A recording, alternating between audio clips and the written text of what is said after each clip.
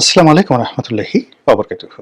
সম্মানিত দর্শক, সামনে যে নির্বাচন আসছে বা চলবে এবং যদি সেটা হয়, সেক্ষেত্রে জামাতের হাতে খুব শক্তিশালী দুটো ট্রাম্প কার্ড আছে।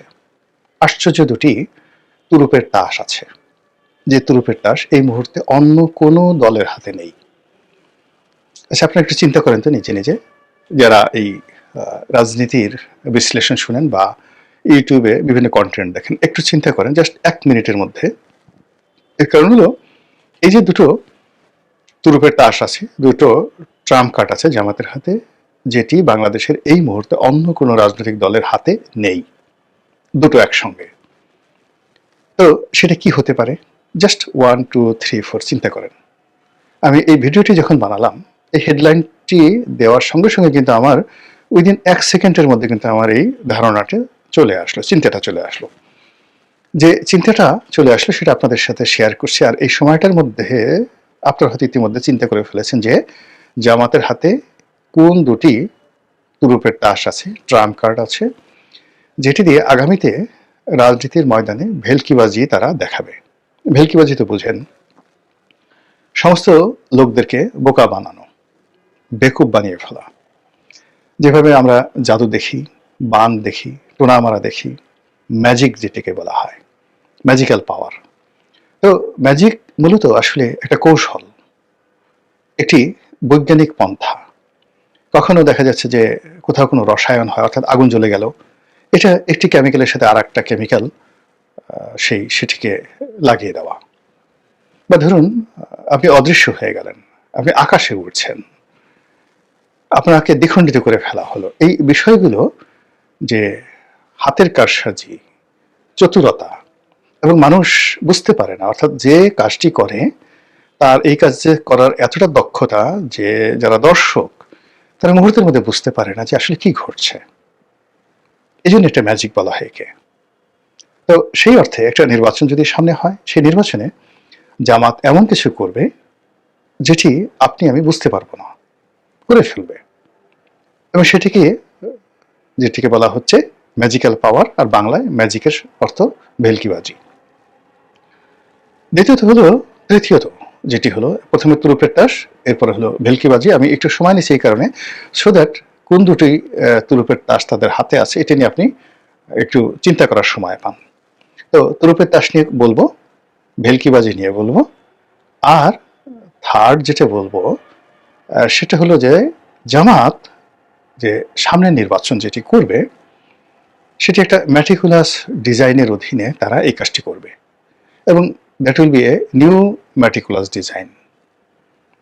নিউ ম্যাটিকুলাস ডিজাইন বললাম এই কারণে যে আপনারা জানেন যে গত যে বিপ্লবটি বা গণ অভ্যুত্থানটি, জুলাই আগস্ট আন্দোলনটি, এটির নেতৃত্বে ছিল জামাত।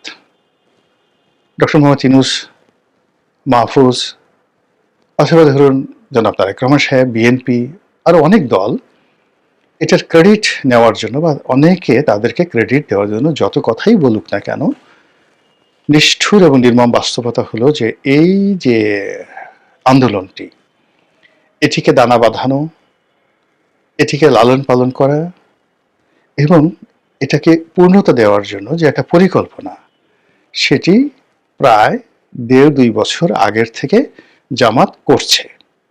2 বছর আগের থেকে, অর্থাৎ সে ধরুন 2024-এর আগস্ট মাসে যদি এটা হয়ে থাকে, তাহলে এটা 2022 সনের আগস্ট মাসে তারা এটা শুরু করেছে। আর এটার জন্য তারা যে পরিকল্পনা, সিদ্ধান্ত তারা নিয়েছে আরও অনেক আগের থেকে, 10 বছর আগের থেকে, মোর দেন 10 ইয়ার্স, যে তারা এরকম একটি কাণ্ড ঘটাবে। এজন্য তারা শিবিরকে শক্তিশালী করেছে, নিজেদেরকে শক্তিশালী করেছে, এবং এটা যদি ফেল করে তাহলে সম্ভাব্য ক্ষয়ক্ষতি কি হবে সেটা মেনে নেওয়ার মতো মন মানসিকতা তারা অর্জন করেছে। তারপর যদি ফেল করে বিকল্প কি করা যেতে পারে, এমনকি সশস্ত্র যুদ্ধ তারা করবে, এই ধরনের কথাও মানে তাদের মধ্যে ছিল। যদি তারা ফেল করে, তারা অস্ত্র হাতে যুদ্ধ করবে, গেরিলা যুদ্ধ করবে। তো এই যে জামাতের যে ম্যাটিকুলাস ডিজাইন, সেটা তো সফল হয়েছে। তো সেই সফলতার প্রেক্ষিতে যদি সামনে নির্বাচনকে কেন্দ্র করে তারা আরেকটি ম্যাটিকুলাস ডিজাইন করে থাকে, that will B a new meticulous design, নয়া ম্যাটিকুলাস ডিজাইন। এই তিনটি বিষয় নিয়ে আলোচনা করবো। এখন প্রথমটাতে আসি। প্রথমটা হলো তাদের হাতে দুটো ট্রাম্প কার্ড একসঙ্গে আছে এই মুহূর্তে। প্রথম ট্রাম্প কার্ডটা হলো তারা সম্প্রতি মুক্তিযুদ্ধ নিয়ে রাজনৈতিক দলগুলো যে ব্যবসা করে, নিজেদের দলে কজন মুক্তিযোদ্ধা আছে, কজন বীর প্রতীক আছে, বীর উত্তম আছে, কজন মুক্তিযোদ্ধার সন্তান সন্ততি পরিবার পরিজন দলের মধ্যে আছে, এটি নিয়ে বিএনপি এবং আওয়ামী লীগ যে গর্ব করতেন, জাতীয় পার্টি যে গর্ব করতেন, এবং এটা নিয়ে তারা নানা রকম ন্যারেটিভ তৈরি করতেন, এই জায়গাটি জামাত ছিল একেবারে শূন্য, তাদের কোনো পুঁজি ছিল না। কিন্তু সাম্প্রতিক সময় তারা দলের মধ্যে হিন্দুদেরকে স্থান দিয়েছে, প্রার্থীরূপে মেয়েদেরকে তারা পছন্দ করেছে, এবং একেবারে নামকরা মুক্তিযোদ্ধা, বেশ কয়েকজন নামকরা মুক্তিযোদ্ধাদেরকে তাদের দলে তারা ভিড়িয়েছে। এটা তাদের একটা 1 নম্বর তুরুপের তাস। এবং এই ধরনের মুক্তিযোদ্ধা যারা আছে তারা যখন জামাতের পক্ষে কথা বলবেন, জামাতের প্ল্যাটফর্মে দাঁড়িয়ে মুক্তিযোদ্ধার কথা বলবেন, এবং সেই প্ল্যাটফর্মে দাঁড়িয়ে আওয়ামী লীগ এবং বিএনপিকে গালাগাল দিবেন, খিস্তি খবর দিবেন, তখন ওটা শুনতে যে কত মজা লাগবে। মানুষ দলে দলে সেই কর্নেল অলি গিয়ে যদি এখন জিয়াউর রহমানের বিরুদ্ধে বলেন, তিনি যদি বলেন যে মানে যেটা কর্নেল অলি আমাকে বলেছেন, প্রেসিডেন্ট জিয়াউর রহমান কর্নেল অলিকে উস্তাদ ডাকতেন, শিক্ষক ডাকতেন, টিচার ডাকতেন, তাকে উস্তাদ, সারা জীবন উস্তাদ ডাকতেন। ওইরকম তাদের সম্পর্ক। বেগম জিয়ার সঙ্গে কর্নেল অলির যে ব্যক্তিগত একটা সম্পর্ক ছিল, বেগম জিয়া তাকে অসম্ভব রকম শ্রদ্ধা করতেন জিয়াউর রহমান সাহেবের ঘনিষ্ঠজন হিসাবে, তিনি পারিবারিক বন্ধু ছিলেন। কাজী জিয়া পরিবারকে ডুবানোর জন্য, বিএনপিকে ডুবানোর জন্য কর্নেল অলির একটা প্ল্যাটফর্ম দরকার, এবং সেই প্ল্যাটফর্মটা যদি জামাতের হয়। দ্বিতীয়ত, কর্নেল অলির যে নির্বাচনী এলাকা, সেই নির্বাচনী এলাকায় জামাতের প্রাধান্য, ওখানে বিএনপি নেই। কর্নেল অলি মানে ওখানে দুটো কনস্টিটিউয়েন্সি, দুটো নির্বাচনী এলাকা, এই দুটো নির্বাচনী এলাকাতেই যাকে বলা হয় কর্নেল অলির নিদারুণ কর্তৃত্ব রয়েছে। এখন তার সঙ্গে যখন জামাত যুক্ত হলো, তখন পুরো চট্টগ্রামের রাজনীতি, কক্সবাজারের রাজনীতি, এর উপরে কর্নেল অলির একটা কর্তৃত্ব চলে আসবে, তার সঙ্গে সঙ্গে হিল ট্রাকসে। যেহেতু তিনি আর্মি ম্যান, আর্মির সঙ্গে তার একটা ভালো সম্পর্ক, মুক্তিযুদ্ধের তিনি অত্যন্ত গুরুত্বপূর্ণ একজন অধিকর্তা ছিলেন এবং চট্টগ্রামের মানুষ। ফলে ওই এলাকাতে জামাতের এমনি শক্তি আছে। আপনার সাতকানিয়া, চন্দনাইশ, এই সমস্ত এলাকাতে কর্নেল অলি এবং জামাতের যে শক্তি, ওখানে বিএনপির কোনো লোক দাঁড়াতে পারবে না। এবং আপনারা যারা ওই সাতকানিয়া ওই এলাকা চিনেন, এবং ওটা দিয়ে আপনার কক্সবাজারে যেতে হয়, এবং ওখানে যদি জামাত এবং কর্নেল অলি দাঁড়ায়, তাহলে কক্সবাজারের সালাউদ্দিন সাহেব কক্সবাজারে যেতে পারবেন না।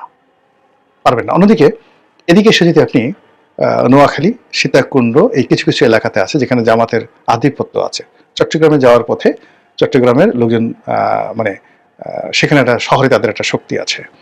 দ্বিতীয়ত চট্টগ্রাম বিশ্ববিদ্যালয়, তৃতীয়ত পার্বত্য অঞ্চলে তাদের সেই যে এই যে সাদিক কায়েম ঢাকা ডাকসুর ভিপি হয়ে আসছে, তো বান্দরবন, খাগড়াছড়ি, এরকম গহীন এলাকাতে উপজাতিদের মধ্যে সেই জামাতের যে সাংগঠনিক শক্তি আছে, এটা শান্তি বাহিনীর চেয়ে কোনো অংশে কম নয়।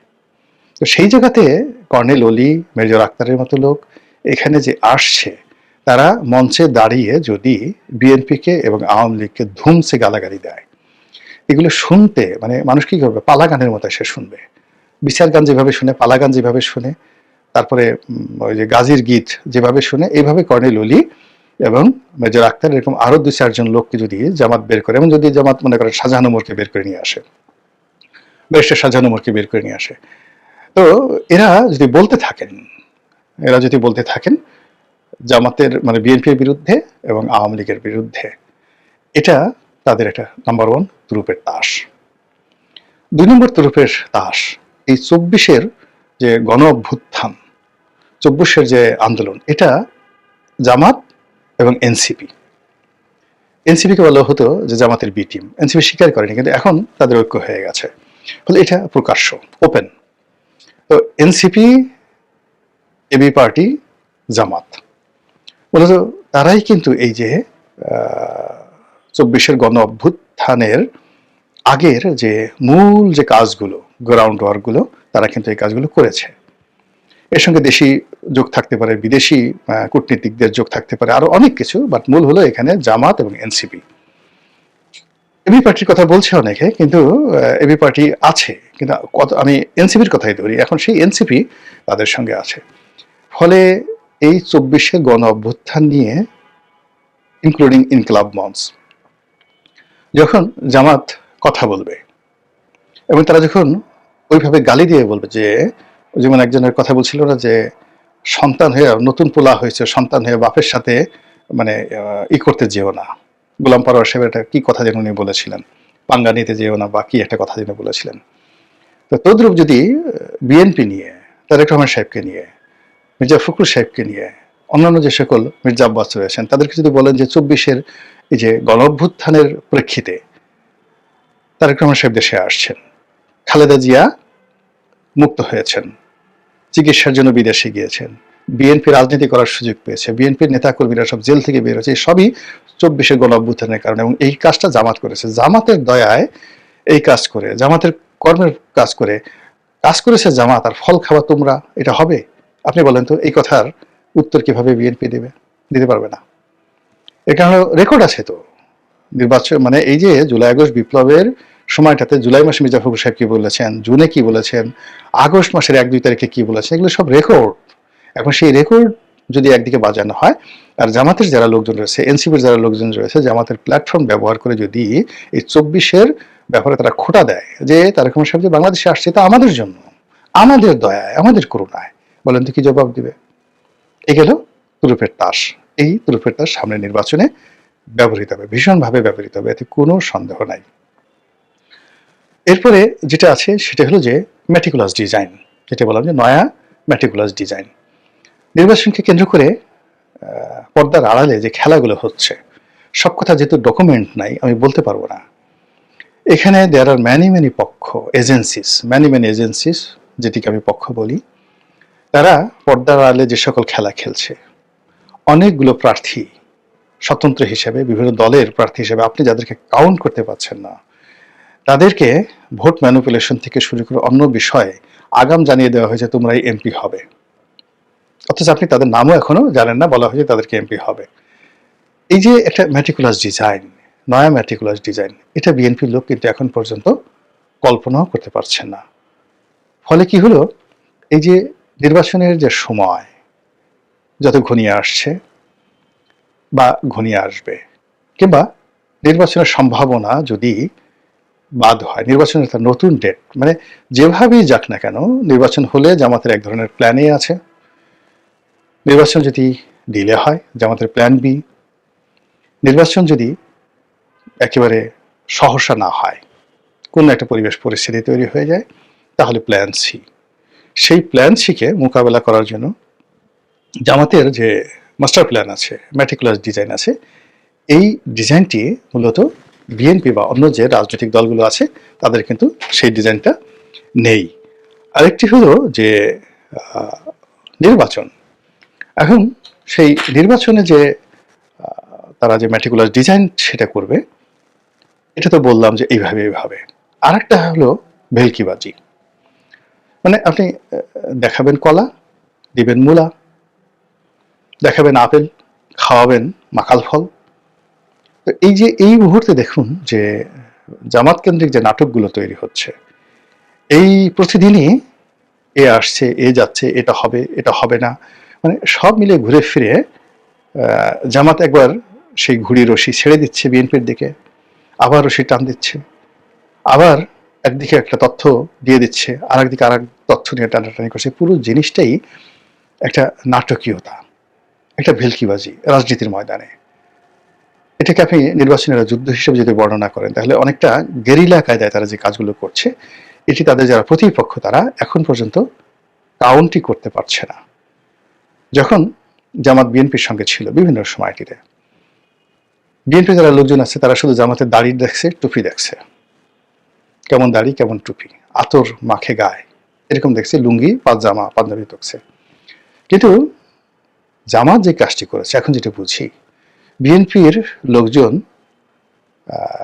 কি ধরনের আন্ডারওয়্যার পরে, কি ধরনের মোজা পরে, গেঞ্জি কি, তারা মানে আন্ডার আর্ম, বগলের নিচে কি ধরনের ডিওড্রান্ট ব্যবহার করে, কার বগলে কেমন গন্ধ, মাথায় কার কতটুকু খুশকি আছে, নাকের মধ্যে কার কতটুকু ময়লা আছে, ঘুমের ঘরে কে কতবার নাক ডাকে, কার কয়জন গার্লফ্রেন্ড আছে, দেশ বিদেশে কার কয়টা বাড়ি আছে, কার কতটুকু অবৈধ ইনকাম আছে, কার কি দুর্বলতা আছে, প্রত্যেকটা জিনিস অন্তত পক্ষে তাদের যারা রাজনৈতিক প্রতিপক্ষ তাদের সবার আমল নামার অডিও, ভিডিও এবং ডকুমেন্টারি তারা তৈরি করে রেখেছে। আর এগুলো প্রচার করার জন্য তাদের বট বাহিনী আছে, তাদের ভাড়া করা ইউটিউবার আছে দেশে দেশের ভিতরে, এবং তারা যদি কাউকে টার্গেট করে বেইজ্জতি করতে চায় তাহলে যে কোনো সময় যে কোনো মানুষকে তারা বেইজ্জতি করে দিতে পারে। এবং এই সময়টিতে আপনি দেখেন, আমি নাম বলবো না, বিএনপির বেশ কয়েকজন শীর্ষ নেতাকে তারা টার্গেট করেছে এবং টার্গেট করে তাদেরকে নিয়ে যে সকল কথাবার্তা ছাড়ানো হচ্ছে, বিএনপি যদি নির্বাচনে জয়লাভ করেও ওই মানুষগুলোর তকদির কিন্তু পুড়ে গেছে। কারো বিরুদ্ধে আর্থিক কেলেঙ্কারি, কারো বিরুদ্ধে ব্যাংক ডাকাতি, কারো বিরুদ্ধে এস আলমের সহযোগী হওয়া, কারো বিরুদ্ধে আরো নানা রকম কল্পকাহিনী। আর ঘুরে ফিরে নানা রকম সেই 2001 থেকে 2006 পর্যন্ত বিএনপি শাসনামলের নানা কাহিনী, এখন তো আওয়ামী লীগ নাই, এগুলো কারার সামনে নিয়ে আসছে। এরকম বহুমুখী ভেলকিবাজি, ম্যাটিকুলাস ডিজাইন এবং যে দুটো ট্রাম্প কার্ডের কথা বললাম, এগুলো নিয়ে জামাত যে কারসাজি করছে, সেই কারসাজিতে শেষ পর্যন্ত কার বিজয় হয় আর কে পরাজিত হয় সেটাই দেখার বিষয়। মহান আল্লাহ আমাদের সবাইকে হেদায়েত দান করুন এবং হেফাজত করুন। আসসালামু আলাইকুম ওয়া রাহমাতুল্লাহি ওয়া বারাকাতুহু।